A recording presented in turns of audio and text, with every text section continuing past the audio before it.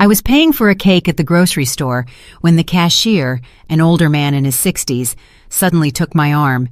His eyes held an intensity that made me uncomfortable, and he leaned in to whisper something in my ear. His words hit me like an unexpected blow, something about my son and his family that left me completely paralyzed. I couldn't believe what I had just heard. The man let go of my arm and continued scanning groceries as if nothing had happened.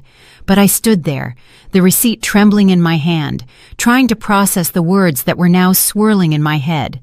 I walked out the back entrance of the store. I needed fresh air and time to think. My heart was pounding so hard I could hear it in my ears. Was it possible that what this stranger had told me was true? Or was it just a misunderstanding from someone who didn't really know my situation? I decided to hide behind some trash dumpsters near the parking lot. From there, I could observe without being seen. If what I had heard was true, I would soon know it with my own eyes. My name is Adeline Thorne. I'm 67 years old, and all my life I've worked hard to keep my family together. I live alone in a small apartment downtown on a pension that barely covers the basic bills. Every month, I count the dollars several times before deciding what to spend them on, always prioritizing the needs of others before my own. My only son, Owen, married Sienna 3 years ago. From the beginning, I found her to be a bit distant, but I tried to give her the benefit of the doubt, thinking it might just be shyness. Over time, however, I started to notice strange things about her behavior, though I never said anything because I didn't want to create conflict in my son's marriage. Sienna's family had always been very cordial with me, especially her father, Leonard. But there was something in their eyes that didn't sit right with me. They were always talking about how difficult their financial situation was, how they struggled to make ends meet, and without hesitation, I would try to help them when I could. From my hiding spot, I had a perfect view of the grocery store's main entrance. Owen was waiting for me in the car, but now I had a clear sight of everything. The cashier's words echoed in my mind over and over again, like an unceasing sound. Barely 2 minutes had passed when I saw something that made me doubt everything I thought I knew about my daughter-in-law's family. Leonard, Sienna's father, walked out the main entrance carrying bags that looked quite heavy. But they weren't ordinary grocery bags. They were from a high-end store I only knew by sight, a place I had never had the resources to shop at. The store's name shimmered in gold on the black bags he carried with a casual ease, as if it were a perfectly normal thing for him. My heart began to beat faster. Leonard walked to a car parked just a few feet from where I was hiding. It wasn't the old, worn-out car they always complained about when asking for help. It was a brand-new, gleaming vehicle, a light color that shone under the afternoon sun. The tires looked brand new, and the paint didn't have a single scratch. I watched him open the car's trunk and carefully place the bags inside, like someone protecting something valuable. Then he took out his phone and started talking to someone. Although I couldn't hear the conversation, his body language was relaxed, like that of a person with no urgent financial worries. At that moment, I remembered all the times Sienna had called Owen asking for help. It was always the same story. They couldn't pay the rent. They needed help with Leonard's medical expenses. They couldn't afford enough food for the week, and my son, with his kind heart, always found a way to send them something. But what I was seeing with my own eyes didn't match those stories of desperate need at all. The expensive bags, the new car, Leonard's relaxed demeanor, everything seemed to completely contradict the version they had been telling us for months. A cold sensation began to spread through my body, like when you sense that something very bad is about to happen. The cashier's words were starting to make sense, though I still resisted believing them completely. Could it be possible that my daughter-in-law's family had been lying to us this whole time? Leonard ended his call and headed back towards the grocery store entrance. He seemed to be looking for something or someone. His eyes scanned the parking lot carefully, as if to make sure no one had seen him. That cautious attitude seemed very suspicious to me. I decided to stay hidden a little longer. My gut told me there was more to discover, and after what I had seen, I couldn't simply ignore the situation. I needed to be completely sure before I talked to Owen about this. As I remained hidden, I began to remember how I had gotten to this point. That morning, I had woken up with a mix of excitement and nervousness. It had been months since I had visited Sienna's family, and I wanted to make a good impression by bringing something special to share. I went to my small kitchen and opened the jar where I kept my savings. Counting those coins had become a painful but necessary ritual. I separated the wrinkled bills and coins I had been saving for weeks, sacrificing small pleasures like a coffee at the bakery or a magazine at the newsstand. I had exactly $43. It wasn't much, but I had decided to use 20 of it to buy a decent cake at the neighborhood bakery.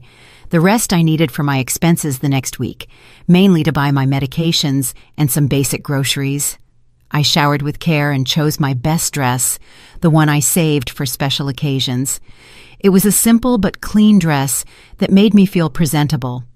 I styled my hair, trying to hide the gray strands that were more noticeable every day, and put on the fake pearl earrings my late mother had given me so many years ago. Before leaving, I looked at my reflection in the bathroom mirror.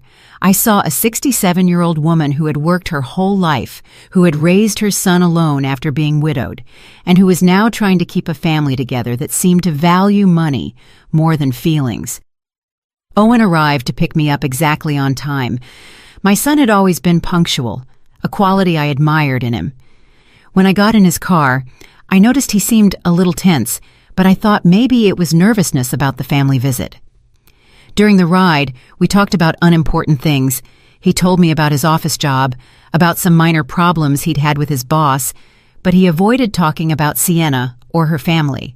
That seemed strange to me, because he normally kept me informed about how things were going in his marriage. When we arrived at the area where Sienna's family lived, I asked him to stop at the grocery store. I wanted to buy a fresh cake to go with lunch. Owen offered to go in with me, but I told him I preferred to go alone, that I wouldn't be long. The bakery inside the grocery store had several cakes available.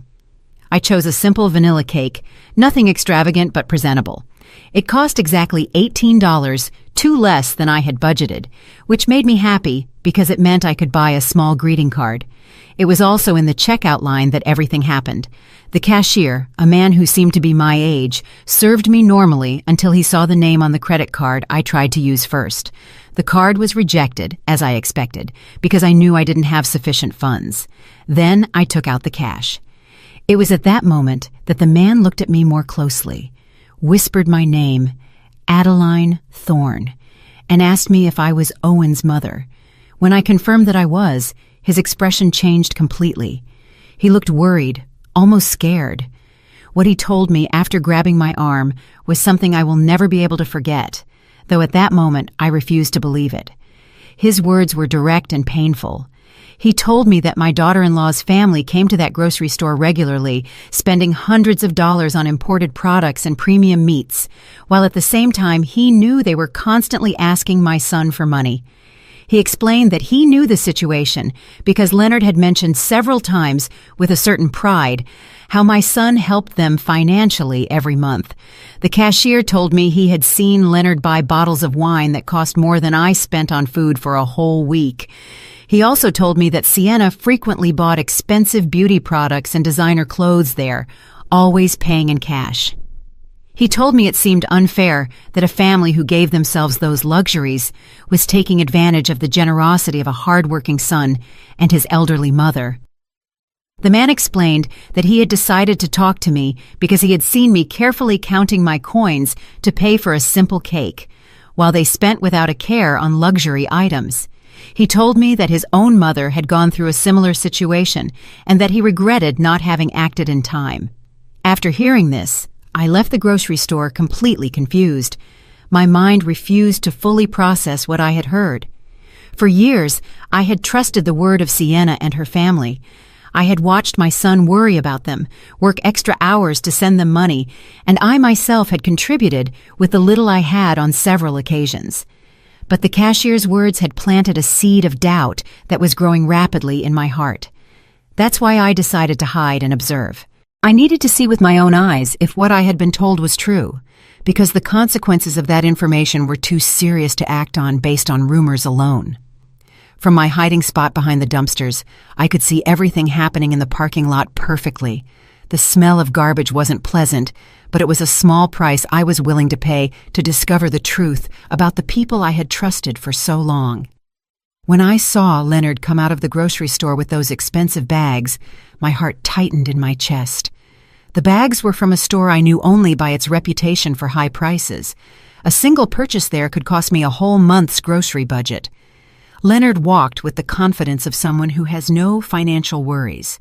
His clothes were new, his shoes shined, and his watch looked expensive even from where I was. Nothing about his appearance suggested the desperate poverty they always talked about. The car he put the groceries in was definitely new. The paint gleamed under the sun, and the tires looked freshly bought. I mentally calculated that a vehicle like that could cost more money than I had seen put together in my whole life. How was it possible that someone who had a car like that would need constant financial help? As I watched him talk on the phone, I noticed that his conversation was relaxed, even cheerful. It didn't seem to be the call of someone worried about financial problems. His body language was that of a satisfied person, comfortable with his situation. At that moment, all the small inconsistencies I had noticed over the past few months began to make sense. The times Sienna had casually mentioned expensive restaurants where she had eaten, justifying it as invitations from friends. The comments about new clothes she had supposedly gotten on incredible sales. The social media photos that showed a lifestyle that didn't match their constant requests for help. Leonard ended his phone call and started walking back towards the grocery store entrance. His movements were confident, unhurried, like someone who had all the time in the world. That gave me the chance to analyze his appearance and behavior better from my hiding spot. Not only were his clothes new, but they were of good quality. The shirt he was wearing had that perfect cut you only get at specialty stores, and his pants were impeccably ironed. Even his shoes, which I could see better as he got closer to my position, seemed to be genuine and expensive leather. While I was waiting to see what else would happen, I heard voices coming from my right. 2 elderly women were talking as they pushed their shopping carts toward their cars. At first I didn't pay attention, but when they mentioned Sienna's name, my ears perked up immediately. "Did you see the new dress Sienna was wearing at the mall yesterday?" One of them, a woman with gray hair who looked my age, said, "It must have cost at least $200. I saw an identical one in that expensive store on the 2nd floor." The other woman, who was thinner and wore glasses, responded with a knowing tone. "And that's not all, Hermione. I also saw her buying beauty products at that French store. My granddaughter works there and told me that Sienna is a frequent customer. She spends as if money were raining from the sky." My heart started beating faster. These women were talking about the same Sienna who constantly told my son they didn't have money for basic expenses, the same one who had called last week asking for help to buy medicine for her father.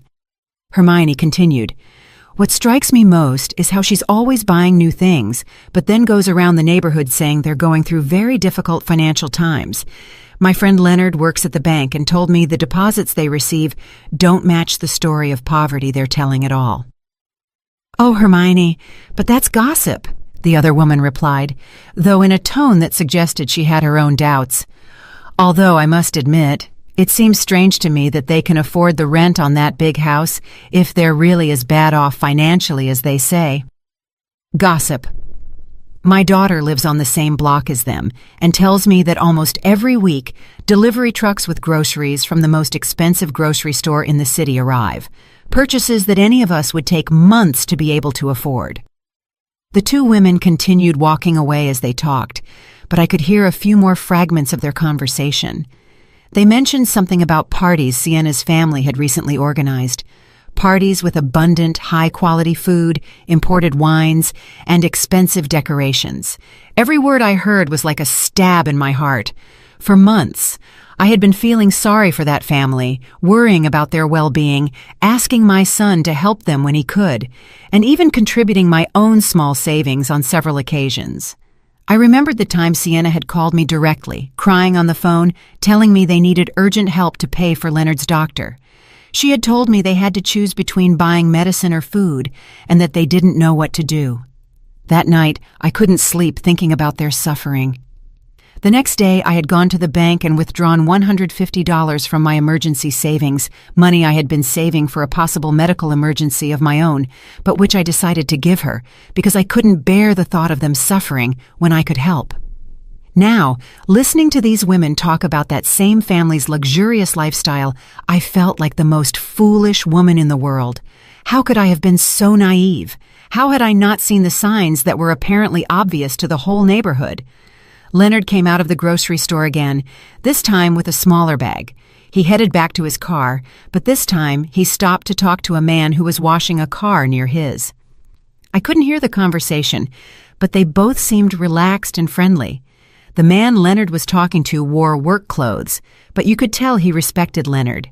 His body language suggested that Leonard was someone of a certain status in the neighborhood, someone who commanded respect, possibly because of his financial situation. After a few minutes, I saw Leonard hand the man something. From my distance, it looked like money, several bills that he handed over without apparent effort. If they were truly going through financial difficulties, as they said, how could he afford to give money to strangers so easily? At that moment, my phone vibrated. It was a text message from Owen asking me what had happened, why I was taking so long at the grocery store. I had completely forgotten about him, still waiting for me in the car, probably worried about my delay. I quickly replied that I was on my way out, that I had been in a very long line. A lie. Lying to my own son hurt, but I needed more time to process everything I had seen and heard. I couldn't get back to his car and tell him my suspicions immediately without more evidence. As I was writing the message, Leonard said goodbye to the man and got into his car. The engine started with a smooth, powerful sound, confirming that it was a good quality and probably recent vehicle. I watched him leave the parking lot with a tranquility that completely contrasted with the image of financial desperation his family had been projecting. I decided to leave my hiding place and walk toward where Owen was. I needed to act normally, at least for now, but my mind was already working, trying to recall all the strange details I had overlooked in recent months, all the small signs that now took on a completely different meaning. When I got to the car, Owen looked at me with concern. "Mom, are you okay? You look pale," he said as I settled into the passenger seat. "Did it take them a long time to check you out?" "Just the line, son," I replied, trying to keep my voice steady. "You know how grocery stores are on weekends." But inside, my heart was beating so hard I was afraid he could hear it. Owen started the car, and we began heading to Sienna's family's house. During the ride, I tried to keep up a normal conversation, but my mind was still processing everything I had seen and heard at the grocery store. Every traffic light, every corner we passed, brought me closer to a meeting I now saw in a completely different light. "How's Leonard's job been lately?" I asked my son, trying to sound casual. "Last time I spoke to Sienna, she said things were very difficult for him." Owen sighed as he drove. "Yeah, Mom. Sienna told me her dad had to reduce his work hours because the company he works for is having problems. That's why we've been helping them a little more these past few months." That information didn't match at all the relaxed and prosperous attitude I had observed in Leonard just a few minutes earlier. A man who was truly worried about reduced work hours wouldn't be spending money at expensive stores or handing bills to strangers in a parking lot. "And how do you feel about that, son?" I asked, watching his expression in the rearview mirror. "I know you've been working a lot of extra hours lately." "Well, Mom, they're my family now," Owen replied in a tone that mixed tiredness with resignation. "Sienna is my wife, and when you get married, you also marry into the family. If they need help, it's my duty as a son-in-law to help them." His words broke my heart. My son, the kind and hard-working man I had raised, was sacrificing his own well-being for people who, from what I had discovered, were taking advantage of his generosity. How much longer could this situation continue without seriously affecting his own financial stability? We arrived at the neighborhood where Sienna's family lived. It was a pleasant residential area with well-maintained houses and manicured lawns. It wasn't the most luxurious neighborhood in the city, but it was definitely not a place where people living in extreme financial difficulties would reside. As Owen looked for a place to park, I was able to get a better look at Sienna's family's house. It was a 2-story building with a well-decorated front lawn and a facade that had been recently painted. The windows had new curtains, and the front door looked like it had been renovated not long ago. "The house looks very well kept," I commented, trying to get more information. "Didn't you tell me they were having trouble paying for some repairs?" "Oh yeah," Owen replied as he parked. "Leonard managed to get some extra work on weekends to make the most urgent repairs. He's been working a lot to keep the house in good condition." Another story that didn't add up. If Leonard were really working extra shifts to survive, how would he have time to go grocery shopping at an expensive store during work hours? And more importantly, how would he have money to spend on luxury goods if everything he earned was supposedly going to house repairs? We got out of the car and walked to the front door. Owen was carrying some things he had brought, while I carried my cake and a mix of nervousness and curiosity that grew with every step. Before we could ring the doorbell, the door opened, and Sienna appeared with a radiant smile. My first impression was one of total shock. Her appearance was completely transformed from the last time I had seen her just a month ago. She was wearing a dress that was definitely not cheap. The fabric looked to be of excellent quality, the cut was perfect, and the vibrant colors gave her an elegant and sophisticated look. Her shoes were clearly new, with a shine that only freshly bought items have, and her handbag matched the outfit perfectly. But what struck me most was her hair and makeup. She had a professional cut that you only get at expensive salons, with highlights that shimmered in the sunlight. Her makeup was flawless, the kind that requires high-quality products and a lot of time to apply correctly. "Adeline, what a joy to see you!" Sienna exclaimed, coming in for a hug. As she embraced me, I could smell her perfume, a costly fragrance I recognized, because I had once seen its price at a store and it seemed equivalent to my 2-week food budget. "Hello, Sienna," I managed to say, trying to hide my surprise. "You look great. That dress is beautiful." "This old dress?" she replied with a laugh that seemed a little forced. "I bought it on a clearance sale months ago. You know how it is. When you find good deals, you have to take advantage of them." That explanation sounded exactly like the one the woman at the grocery store had mentioned. There was always a justification for every expensive item. Incredible deals, gifts from friends, second-hand purchases that looked new. How many extraordinary coincidences could one family have? We went into the house, and I immediately noticed other details that didn't fit with the story of financial difficulties. The living room had been recently redecorated. The furniture wasn't the same as I remembered from my last visit. There was a new leather sofa that looked expensive, a glass coffee table that gleamed impeccably, and several decorative objects that were definitely not cheap. On the wall was a large flat-screen TV that hadn't been there before. It was a recent model, one of those that cost several $1,000s. How could a family in a financial crisis explain the purchase of a luxury television? "Dad, look who came to visit," Sienna called towards the inside of the house. Leonard appeared from what seemed to be the kitchen, wiping his hands with a towel. When he saw me, his expression changed slightly. There was a flicker in his eyes, as if for a moment he had seen something he didn't expect, but he quickly regained his usual smile. "Adeline, so good to see you," he said, approaching to greet me. "We hope you're hungry because Sienna has prepared a delicious meal." It was the same Leonard I had seen at the grocery store just an hour before, but now he was acting as if he hadn't left the house all day. His clothes were the same, but he had put an apron over his shirt as if he had been cooking. "I brought a cake to go with it," I said, handing him the box. "I hope you like it." "What a lovely gesture," Sienna exclaimed. "But it wasn't necessary, Adeline. You know you're always welcome here without having to bring a thing." As she spoke, I could see over her shoulder into the kitchen. The counters were full of ingredients and utensils that suggested an elaborate culinary preparation. I could make out expensive-looking cuts of meat, fresh and exotic vegetables, and bottles of imported seasonings.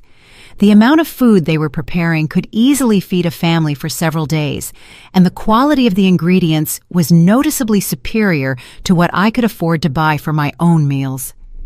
"Did you two prepare all this?" I asked, genuinely impressed by the abundance. "Well, "We wanted to do something special for your visit," Leonard replied. "You don't get to have Owen's mother over every day.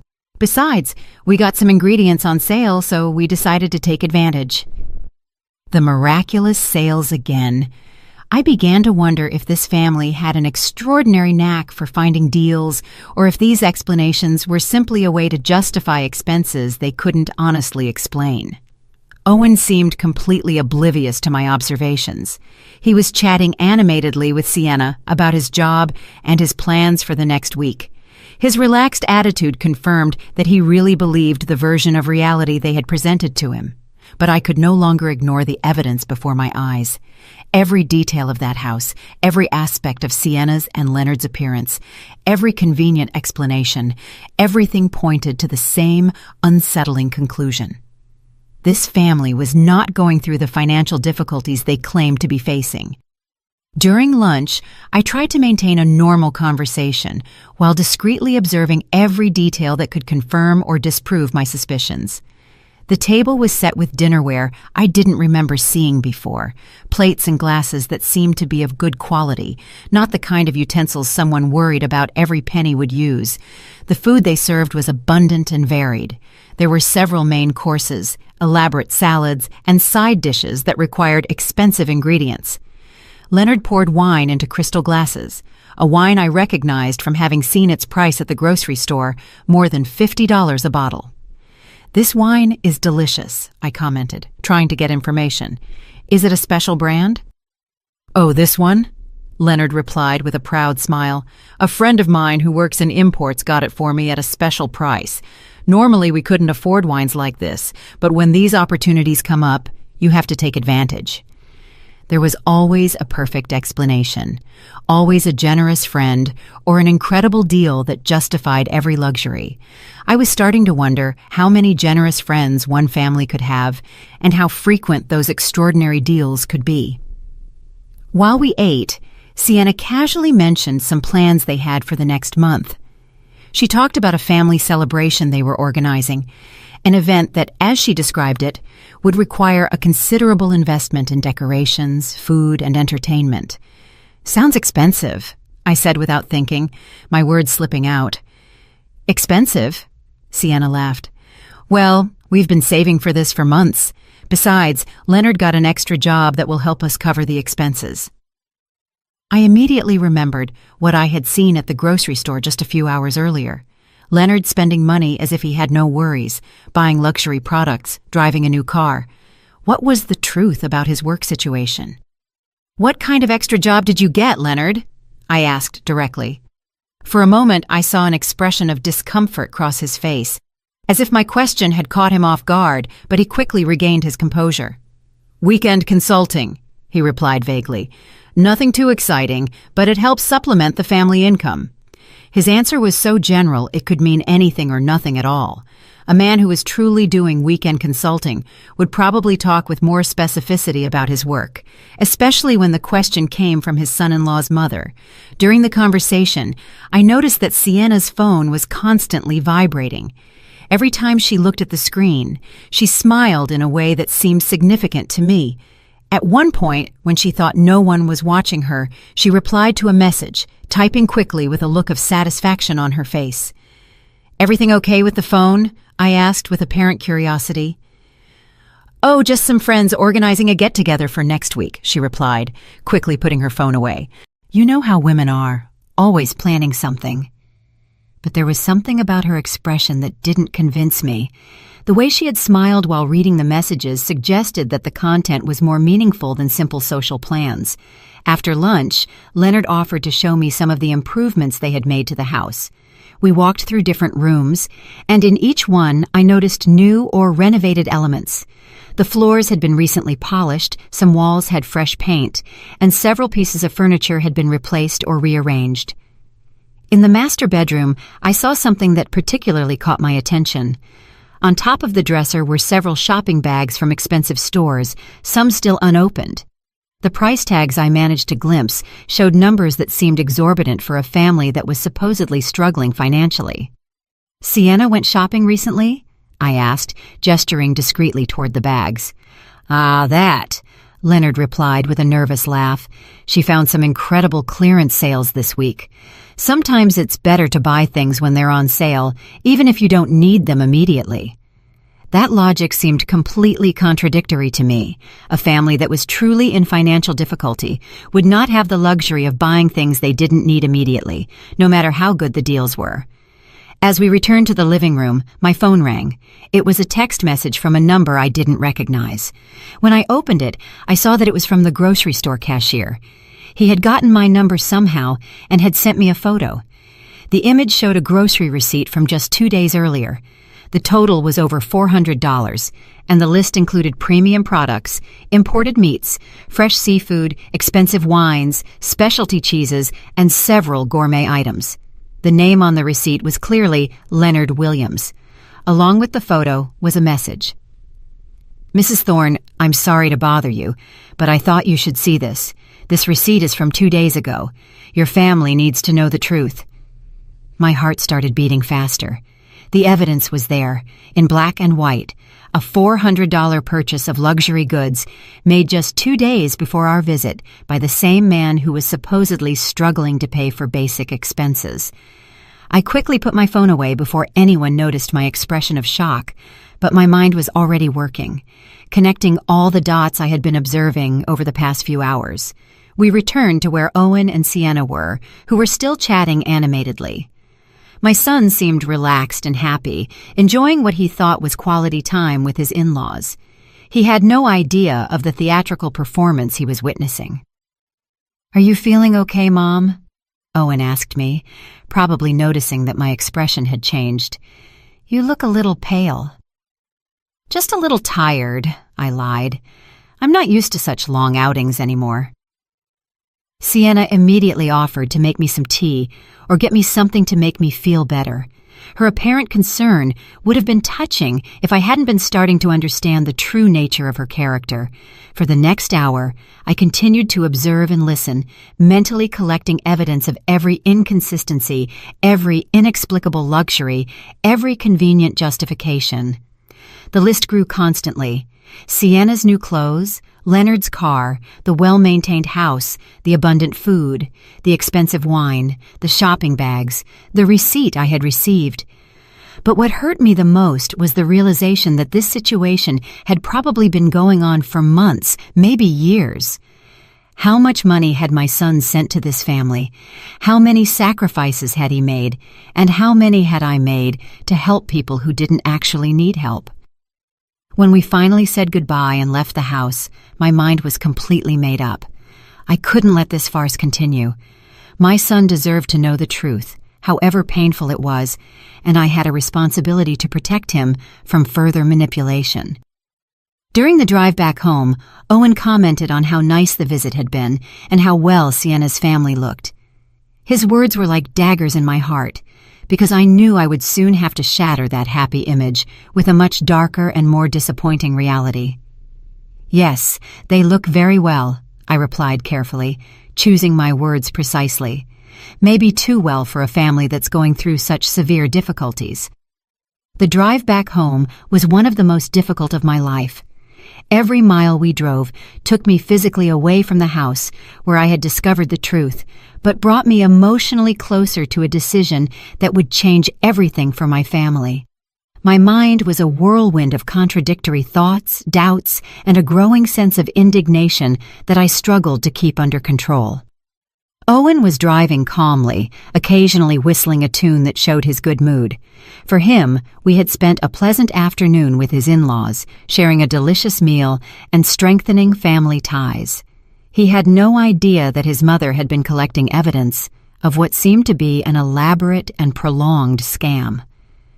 "Mom," he said as we waited at a traffic light, "I'm so glad to see you get along so well with Sienna's family. I know you had some reservations about our marriage at first, but I think now you can see what good people they are." His words broke my heart. My son, my only son, was being manipulated by people who had turned the exploitation of his generosity into an art.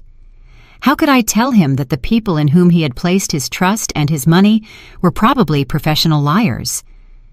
"Owen," I began carefully, Have you ever noticed anything inconsistent in the stories Sienna tells you about their financial situation? My son glanced at me briefly before returning his gaze to the traffic. What do you mean, Mom? Inconsistent? How? Well, I continued, choosing my words very carefully. Today I noticed they have a lot of new things in the house. The television, some furniture, Sienna's clothes, all of that costs a considerable amount of money. Owen sighed, and I could see that my comment had hit a nerve. Mom, I already explained that Leonard has been getting extra jobs. Besides, Sienna is very good at finding deals and bargains. Not everything that looks new is necessarily expensive. But don't you think it's strange that a family that needs constant help for basic expenses can afford so many luxuries at the same time? I insisted, trying to keep my tone neutral and non-accusatory. They're not luxuries, Mom, Owen replied with a touch of defensiveness in his voice. They're basic needs they've been able to meet thanks to a lot of effort and sacrifice. They bought the TV secondhand, the furniture was a one-time opportunity, and Sienna's clothes are from clearance sales. Each justification my son repeated was exactly the same one I had heard from Leonard and Sienna during lunch. It was as if they had rehearsed these explanations to perfection, creating a consistent version of reality that could satisfy any uncomfortable question. I decided to try a different approach. Son, have you seen any receipts or documents that confirm these incredible deals, or have you accompanied Sienna when she finds these extraordinary bargains? The question clearly made him uncomfortable. I could see his hands tighten slightly on the steering wheel. Mom, why all these questions? Sienna is my wife. If she tells me she got something on sale, I believe her. Marriage is based on trust. His answer confirmed what I had begun to suspect. Owen had never seen direct evidence of these supposed deals and extra jobs. He was blindly believing everything they told him because he trusted the people he loved. Of course, son, I replied softly. Trust is fundamental in marriage, but it's also important to protect yourself from people who might take advantage of that trust. Are you insinuating that Sienna and her family are deceiving me? Owen asked, now clearly annoyed. Mom, that's a very serious accusation. I'm not accusing anyone, I said quickly, realizing I had pushed too hard. I'm just expressing some concerns I have as a mother who loves you and wants to see you happy and prosperous. The rest of the trip passed in tense silence. Owen was clearly processing my conversation, but I could see from his expression that my words had created more resistance than reflection. It was evident that any criticism toward Sienna and her family would be received as a personal attack. When we arrived at my apartment, Owen helped me out of the car, but his goodbye hug was colder than usual. Mom, he said before leaving, I hope you can give Sienna's family a chance. They're good people who are doing the best they can in difficult circumstances. I'll keep that in mind, son, I replied, knowing he would interpret my response as a promise to be more understanding, when in reality, it was the opposite. That night, alone in my small apartment, I sat in my favorite armchair with a cup of tea and tried to organize all the thoughts that had been bombarding my mind for the past few hours. I had abundant circumstantial evidence, testimonies from neighbors, personal observations, and even a photo of the $400 grocery receipt. But I also had a son who was completely convinced that his wife and her family were victims of difficult circumstances who deserved his help and compassion. Any direct attempt to confront this belief had resulted in resistance and defensiveness. I took out my phone and looked at the photo of the receipt the grocery store cashier had sent me again. The numbers were indisputable. Over $400 in luxury goods purchased just 2 days before our visit. That amount represented more than I spent on food for an entire month. As I looked at that evidence, I remembered all the times Owen had come home stressed after working extra hours to send money to Sienna's family. I remembered the occasions when I myself had contributed with my few savings, feeling sorry for their supposed desperate situation. The indignation I had been holding back all day finally began to emerge with force. It wasn't just the money that bothered me, though that was significant. It was the emotional manipulation, the systematic exploitation of my son's good feelings, and the calculated way they had built a web of lies to sustain their lifestyle at our family's expense. It also pained me deeply to realize that they had probably been laughing at us behind our backs.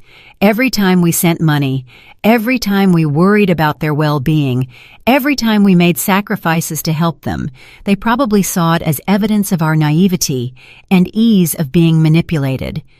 But what tortured me most was the question of what to do with this information.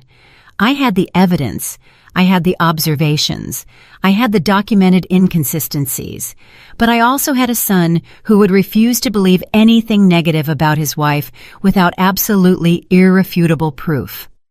If I acted too quickly or too confrontational, I ran the risk of alienating Owen and pushing him more towards Sienna. But if I didn't act soon, the manipulation would continue, possibly getting worse over time, and my son would continue to be exploited financially and emotionally. I decided I needed more evidence that was so clear and indisputable that even Owen couldn't deny or rationalize it. I couldn't rely only on observations and suspicions. I needed concrete proof that would reveal the true nature of the people who had deceived my family. That night, before I fell asleep, I made a decision that would change the course of the events that followed. I would not directly confront Owen until I had absolutely solid evidence. Instead, I would begin my own discreet investigation, collecting proof that was impossible to deny or explain with convenient stories about miraculous deals and mysterious extra jobs. The following days were the most difficult I had experienced in years. Every interaction with Owen had become an exercise in self-control, trying to maintain normalcy while my mind constantly worked on how to address the situation I had uncovered. The evidence I had collected weighed on my conscience like a burden I couldn't share. During that week, I received 3 more messages from the grocery store cashier. Each one contained additional information that confirmed and expanded my initial suspicions. He sent me photos of other receipts for purchases made by Leonard and Sienna in recent weeks, all showing excessive spending on unnecessary and expensive products. One of the photos showed a receipt for over $600, which included 2 bottles of French champagne costing more than $100 each, imported seafood, and several gourmet cheeses. The date on the receipt was the same day Sienna had called Owen asking for urgent help to pay the rent. I also received information from Hermione, one of the women I had heard talking at the grocery store. She had gotten my phone number through a mutual friend and contacted me because she had decided I needed to know more details about the situation. Hermione told me that Sienna's family had been organizing regular parties at their house, events with professional catering and expensive decorations. She described a birthday party for Leonard that had cost, according to the guests' comments, several $1,000s in food, drinks, and entertainment. "Adeline," she told me during a phone call, "my daughter lives on the same block and tells me that delivery trucks with expensive purchases, clothes, appliances, furniture, are constantly arriving. It's not normal for a family that is supposedly in a financial crisis."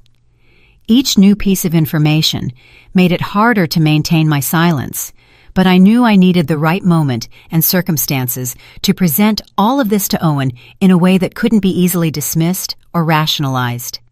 The moment came on a Wednesday night when Owen came to visit me after work. He looked especially tired and stressed. When I asked him what was wrong, he told me that Sienna had asked him for additional money for a medical emergency for Leonard. "He needs a minor surgery," Owen explained, rubbing his temples with clear signs of tension. "The insurance doesn't cover everything, and they need $200 by Friday.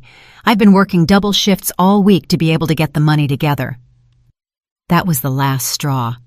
$200 for a supposed medical emergency requested by the same family that had spent $600 on champagne and seafood just a few days earlier. I couldn't let my son sacrifice himself anymore for these elaborate lies. "Owen," I said, taking his hands in mine. I need to show you something. But before I do, I want you to know that I'm doing this because I love you and because I can't stand to see you being hurt. I took out my phone and showed him the first photo of the $400 receipt. His eyes widened when he saw the date and the total, but before he could speak, I showed him the other photos I had received during the week. "Mom, where did you get this?" Owen asked, looking at the images with an expression that mixed confusion and denial. "And how do you know these receipts are real?" I explained my encounter with the grocery store cashier, the conversations I had overheard from the neighbors, and all the observations I had made during our visit. I spoke slowly and carefully, presenting each piece of evidence logically and chronologically. "But there has to be an explanation," Owen insisted, although his voice no longer sounded as convinced as before. "Maybe Leonard had a good month at work, or maybe they received money from another source." "Son," I replied gently, "these luxury purchases were made on the same days that Sienna called you asking for help with basic expenses. Doesn't that seem like too much of a coincidence?"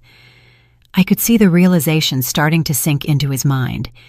His eyes moved between the photos on my phone and my face, looking for some way to reconcile what he was seeing with what he had believed for so long.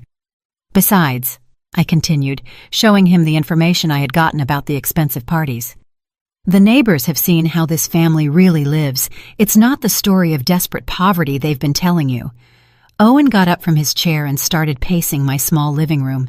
I could see his mind working, recalling past conversations, broken promises, and small inconsistencies that he had probably ignored or rationalized before.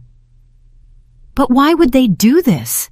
he finally asked in a voice that sounded completely defeated. "Why would Sienna lie to me about something so important?" "Because it worked," I replied honestly. "Because you've been sending them money regularly without asking questions, trusting their word. For them, you're a reliable source of additional income that they can use to maintain a lifestyle they couldn't otherwise afford." Tears began to form in my son's eyes. Seeing his pain broke my heart, but I knew it was necessary to free him from this destructive manipulation. "How much money have I given them in total?" he asked, though he seemed afraid of the answer. We had reached the moment of complete truth. "According to what you've told me over the past few months, probably more than $5,000, and that's not counting the help I've given them myself." The number hit him like a physical punch. $5,000 represented months of extra work, personal sacrifices, and lost opportunities for his own future, all given to people who had been systematically deceiving him. "I need to talk to Sienna," he said finally, with a determination I hadn't heard in his voice in a long time. "I need to confront her with this information and hear her explanation." "Are you sure you're ready for that conversation?" I asked him. "Once you put this information on the table, there will be no turning back. Your relationship will change forever, no matter what her answer is." Owen was silent for several minutes, looking at the photos on my phone over and over again. I could see him processing not only the financial evidence, but also the emotional implications of having been deceived by the person he loved. "Mom," he said finally, "thank you for showing me this. I know it must have been difficult for you to decide whether to tell me or not, but you were right. I needed to know the truth." I hugged him tightly, feeling both relief and worry about what would come next. The truth had finally come to light. But now came the most difficult part, facing the consequences of years of lies and manipulation. "What are you going to do now?" I asked. "I'm going home tonight, and I'm going to have a very serious conversation with my wife," Owen replied with a firmness he hadn't shown in months. "And depending on what she says, I'm going to make some important decisions about our future." Owen left my apartment that night with a determination I hadn't seen in him for months. I stayed awake very late, unable to sleep, wondering how the confrontation between my son and his wife would unfold. I knew the next few hours would be crucial for the future of our family. At 2 a.m, my phone rang. It was Owen, and his voice sounded completely different when I answered. There was a mix of pain, anger, and something that sounded like relief. "Mom," he said without preamble, You were right about everything. Completely. What happened, son? I asked, although from his tone, I could already imagine that the confrontation had not gone well for Sienna. When I got home, I decided to check some things before I talked to her. I went to our room and looked through her things, something I had never done before because I trusted her completely. What I found left me speechless. Owen told me that he had found several shopping bags hidden in the closet, all from expensive stores, with receipts that showed hundreds of dollars in expenses for clothes and accessories. He also found jewelry he had never seen Sienna wear, still with their original price tags. But that wasn't the worst part, Mom. In her purse, I found a notebook where she had written down all the money she's asked me for over the past 2 years. Every lie, every emergency, every invented story is documented there as if it were a job. My heart sank when I heard this. The situation was even worse than I had imagined. Not only had they been lying about their financial situation, but they had been keeping a detailed record of their scam as if it were a legitimate business. And what else was in that notebook? I asked, although I feared the answer. Plans to ask for more money, Owen replied bitterly. She had noted that the next story would be a dental emergency for her mother that would cost $1,800. She also had notes on how to make me feel guilty if I doubted her or asked too many questions. The cold calculation of it all sickened me. They weren't mistakes or misunderstandings. It had been a systematic manipulation designed specifically to exploit my son's good feelings. And when did you confront her with all this? I asked. At first, she tried to deny everything, Owen continued. She said the purchases were gifts from friends, that the notebook was just to keep track of household expenses, that I was misinterpreting everything. But when I showed her the photos you had of the grocery store receipts, her strategy changed completely. How did it change? She got furious. She yelled at me that I had no right to go through her things, that my family had never really accepted her, and that it was all your fault for putting ideas in my head. She said you had always been a meddling mother-in-law who wanted to destroy our marriage. Those accusations hurt, but they didn't surprise me. It was typical of professional manipulators to try to turn the situation around and become the victims when confronted with evidence of their lies. But what impacted me most, Owen continued, was when she finally admitted the truth. She told me that her family had never been in a financial crisis, that Leonard has a stable job that pays well, and that it had all been a strategy to take advantage of my generosity. She used that word specifically, take advantage? Exactly that word. Mom, she said I was easy to convince and that my family had money that we could afford to share, as if we were responsible for maintaining their luxurious lifestyle. The conversation continued for over an hour. Owen told me every detail of the confrontation, every lie that had been revealed, every manipulation that had finally been exposed. The picture that emerged was of a family that had turned deception into a way of life. I also called Leonard during the argument, Owen told me. I wanted to hear his version of events. At first, he tried to stick to the original story, but when I told him I already knew the truth, he also admitted everything. And what did Leonard say? He said that they had decided from the beginning that I was a good match for Sienna because I had a stable job and a family that could help them financially. He told me it was never personal, that it was just business, as if that made everything okay. The coldness of that admission left me speechless. Not only had they deceived my son, but they had seen him from the beginning as a source of income, not as a human being with his own feelings and needs. And what did Sienna say when her father admitted everything? I asked. That was the most revealing part of the whole night, Owen replied with a bitter laugh. She got mad at him for ruining the plan. She wasn't angry because the lies had hurt our marriage, but because her father had confessed and ruined her ability to continue deceiving me. For the next hour, Owen told me how he had discovered more details about the extent of the lies. The supposed medical emergencies had never existed. Leonard's work problems were completely fabricated. Even the incredible deals that explained all their luxuries had a simpler explanation. They simply bought what they wanted with the money my son sent them regularly. What hurts me the most, Mom, he told me toward the end of our conversation, isn't just the money I lost. It's realizing that for 2 years of marriage, I never really knew the woman I married. Everything was an act designed to keep me giving them money. "And what are you going to do now, son?" I asked him, although from his tone, I already suspected what his answer would be. "I've already told Sienna that our marriage is over tonight. There's no way to rebuild trust after such a systematic and calculated betrayal. Tomorrow, I'm going to start the divorce proceedings." Although I knew it was the right decision, my heart ached for my son. No one deserves to discover that the person they love has been so elaborately deceiving them for so long. I also made it very clear that they won't get another cent from our family, Owen continued. "And I told her that if they try to contact you asking for help, you should tell them exactly what I think of their methods." "Of course, son," I assured him. "That family will never again receive help from us." "Mom," Owen said before hanging up, "thank you for having the courage to show me the truth. I know it must have been difficult for you to decide whether to tell me or not, especially knowing it would probably destroy my marriage. But you saved me from years more of being used and manipulated." After hanging up the phone, I sat in the darkness of my apartment, processing everything that had happened. The truth had finally come to light, but it had come at a very high cost for my son. His marriage had ended, his trust had been betrayed, and he would have to rebuild his life from scratch.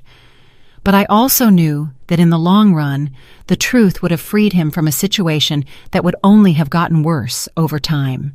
Sienna and her family would never have stopped asking for money. They would never have voluntarily confessed their lies, and they probably would have escalated their manipulations until they had completely drained my son's resources. The months that followed that revealing night were a process of healing and rebuilding for our entire family.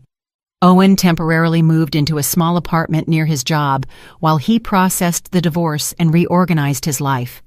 I accompanied him every step of the way, offering him the emotional support he needed to overcome the betrayal he had experienced. The divorce process revealed even more details about the magnitude of the deception. Owen's lawyers discovered that Sienna had been hiding significant assets throughout their marriage. She had a secret bank account where she deposited some of the money she received from my son and had been buying valuable items that she then hid to maintain the appearance of financial need.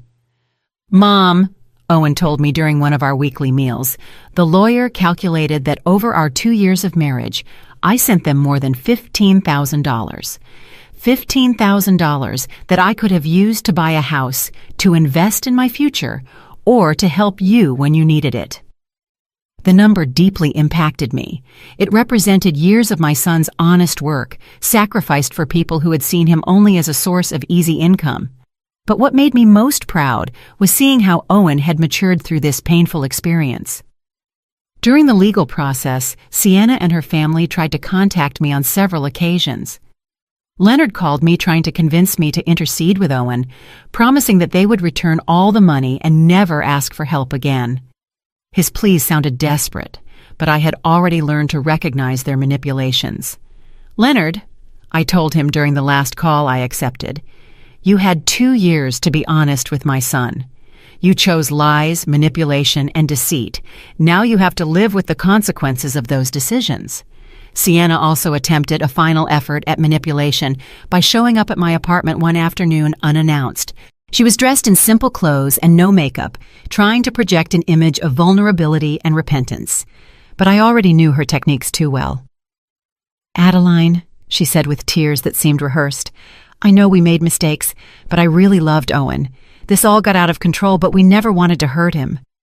"Sienna," I replied with a calm that surprised me. "Real love doesn't include systematic lies and calculated manipulation. What you did wasn't love. It was exploitation, disguised as love." She continued to try various approaches. First, the repentant victim, then the desperate wife. After that, the daughter-in-law who just wanted to mend the family relationship. But every strategy she tried only confirmed what I already knew about her true nature. "The money you took from my son isn't just money," I explained to her. "It represented his trust, his future, and his ability to believe in the people he loves. That can't be returned with apologies or promises. Finally, after more than an hour of failed manipulation attempts, Sienna showed her true colors. Her expression changed completely, and she told me coldly, "I always knew you were the problem in this marriage. Owen would have been happy if you hadn't meddled." "Maybe," I replied calmly. "But he would have been happy while being deceived and exploited. I prefer him to be temporarily unhappy but free than happy but used." After that confrontation, I never heard from Sienna or her family again. According to Hermione, they moved out of the neighborhood a few weeks later, probably to avoid the embarrassment of everyone knowing the truth about their methods. Owen's recovery process was gradual but constant. At first, he was angry with himself for having been so trusting. But with time and perspective, he began to understand that his generosity and trust were not weaknesses, but valuable qualities that had been exploited by unscrupulous people. "Mom," he told me during a dinner near his new apartment, "I've been thinking about everything that happened, and I realize I learned something important. Generosity must be accompanied by wisdom, and trust must be earned and maintained, not given blindly." With the money he no longer had to send to Sienna's family, Owen was able to start rebuilding his finances. He opened a savings account, began investing in his professional future, and for the first time in years, he could enjoy small luxuries without feeling guilty. He also helped me improve my own situation. He insisted on giving me money to buy some new appliances I needed, and began visiting me more frequently, bringing good quality food that we could share without worrying about the cost.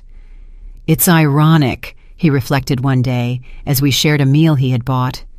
"All this time I was worried about helping a family that didn't need help, while you, who really could have used more support, never asked for anything."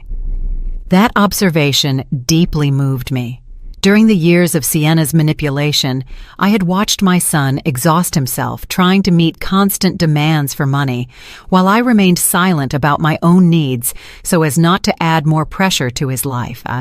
6 months after the divorce, Owen had found a new balance in his life. He had learned to be more cautious without becoming cynical, wiser without losing his ability to trust the people who truly deserved his trust. "Mom," he told me during one of our Sunday walks in the park, "I want to thank you again for having the courage to show me the truth. I know it was difficult for you to decide whether to intervene or not." "Son," I replied, "a mother must always protect her children, even when it hurts.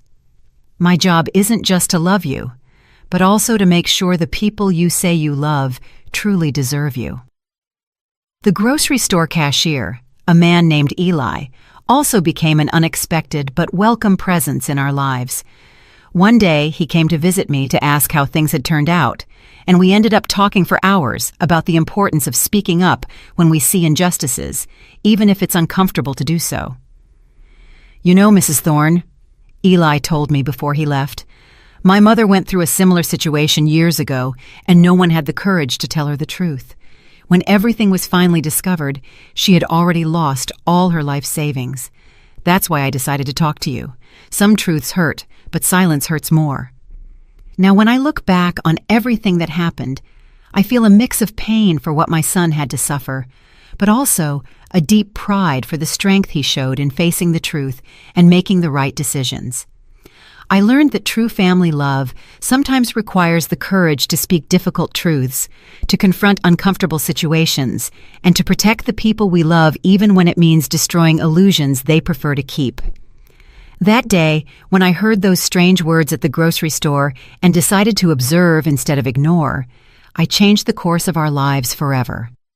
It was one of the most difficult decisions I've ever made, but also one of the most correct. Today, Owen is a wiser, stronger man who is more aware of his own worth. He is no longer the victim of professional manipulators, but someone who has learned to set healthy boundaries and to value his own generosity enough not to allow it to be exploited. And I, Adeline Thorne, at 69 years old, learned that it's never too late to be brave, to stand up for what's right, and to protect those we love. Because in the end, the most powerful justice isn't the one that shouts, but the one that acts with wisdom and protects those we love most. 2 years have passed since that afternoon at the grocery store that changed our lives forever. As I write these lines, sitting in my favorite armchair with a cup of tea that is already getting cold, I can't help but reflect on all the ground we have covered since then. Owen got married again 6 months ago. His new wife, Regina, is a hard-working and honest woman he met at his office. What I like most about her isn't just her transparency in everything she does, but the way she respects the relationship I have with my son. She has never tried to interfere between us or shown the slightest interest in our family finances. The first time Regina came to my house for dinner, she brought the ingredients for us to cook together.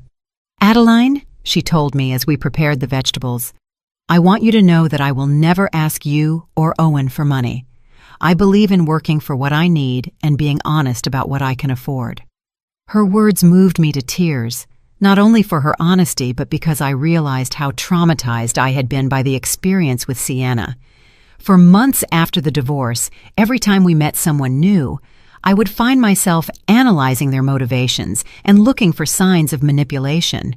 The healing process was not easy for either of us.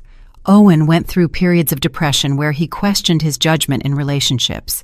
There were nights when he would call me, asking if he could ever fully trust anyone again.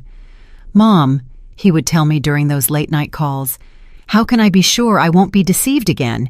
How can I distinguish between someone who truly loves me and someone who only sees opportunity?"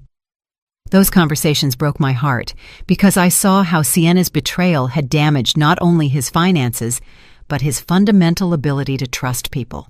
But I was also proud to see how he was slowly rebuilding his confidence in a more mature and wiser way. During the first year after the divorce, Owen developed what he called his verification system. Before helping anyone financially, he would ask to see documentation, talk to multiple sources, and take time to evaluate the consistency of the stories they told him. At first, I thought he might have become too distrustful, but over time, I realized that he had simply learned to balance his generous nature with a practical wisdom he hadn't had before. He no longer gave money out of emotional impulse, but after a careful and rational evaluation. This new approach served him well when a coworker asked him for help for a supposed family emergency. Instead of sending money immediately, Owen asked to see medical documents and spoke directly to the hospital mentioned. It turned out that the story was false and his coworker was trying to get money for gambling. "Mom," he told me after discovering that lie, "2 years ago, I would have sent the money without asking a single question. Now I understand that verifying isn't distrusting. It's protecting yourself from people who seek to take advantage of the kindness of others." For my part, I also had to process my own feelings about what had happened. For months, I felt guilty for having waited so long to say something, wondering how much money we could have saved if I had acted sooner. But with time and perspective, I came to understand that I acted at the right time, when I had enough evidence to be convincing. The grocery store cashier who initially alerted me to the situation became a dear friend to our family. He and his wife Marlene visit us regularly, and we have developed a friendship based on shared values of honesty and mutual support. "You know, Adeline," Eli told me during one of his visits, "what I admire most about this whole situation is how you handled the truth. Many people would have made a scene, yelled, or sought revenge, but you simply presented the facts and let the truth do its job." His words made me reflect on something important I had learned throughout this process, that silent dignity is more powerful than noisy revenge. I never sought to hurt Sienna or her family. I simply stopped allowing them to hurt us. Hermione, the neighbor who had given me additional information about Sienna's family, also became a close friend.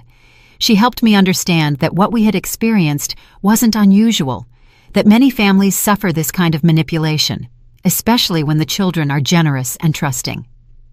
"My son-in-law works in social services," Hermione told me during one of our conversations. "And he told me that these kinds of family scams are more common than people think. There are people who have turned the manipulation of kind-hearted relatives into a way of life." This perspective helped me understand that we hadn't been particularly naive or foolish. We had simply been targets of people who were experts at exploiting emotions and family ties. The financial impact of the deception was significant, but manageable. Owen calculated that in total, we had lost around $15,000 when my contribution and some loans he had made, which were never returned, were included. However, once the flow of money to that family stopped, our financial situation improved dramatically. With the money he no longer had to send monthly, Owen was able to save for a down payment on a small house. He asked me to live with him and Regina, but I prefer to maintain my independence in my own apartment, although now with better furniture and appliances that he insisted on buying for me. "Mom," he told me when he brought the new refrigerator, "for years I watched you count coins while I sent hundreds of dollars to people who didn't need them. Now it's your turn to have the things you deserve." Regina turned out to be not only a good wife to Owen, but also a considerate daughter-in-law to me.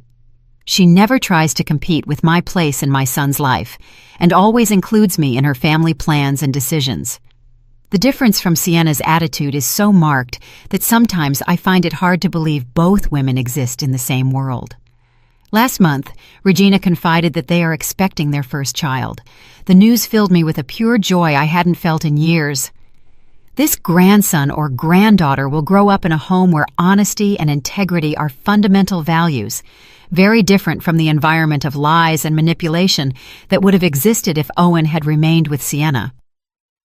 "I want our child to know you as the grandmother who had the courage to protect our family," Regina told me while holding my hand. "Owen has told me the whole story, and I deeply admire what you did. Sometimes I wonder what would have happened if I had never decided to hide behind those trash dumpsters to watch Leonard. How long would the deception have continued? Would Owen have eventually discovered the truth on his own, or would he have continued to be exploited indefinitely? I'll probably never know the answer to those questions, but what I do know is that the courage to face uncomfortable truths is one of the most important responsibilities we have toward the people we love. In these 2 years, I have reflected a lot on the signs I ignored for so long, the small details that didn't add up, the overly convenient explanations, the way Sienna always had a perfect story for every situation. Now I understand that my maternal instinct had been trying to alert me for months, but I had silenced those doubts because I didn't want to create conflict. I have learned that maintaining family peace should not come at the cost of allowing the family to be exploited. Sometimes the greatest act of love is to create the necessary conflict to protect the people who matter most. Today, at 69 years old, I feel wiser and stronger than I have in decades.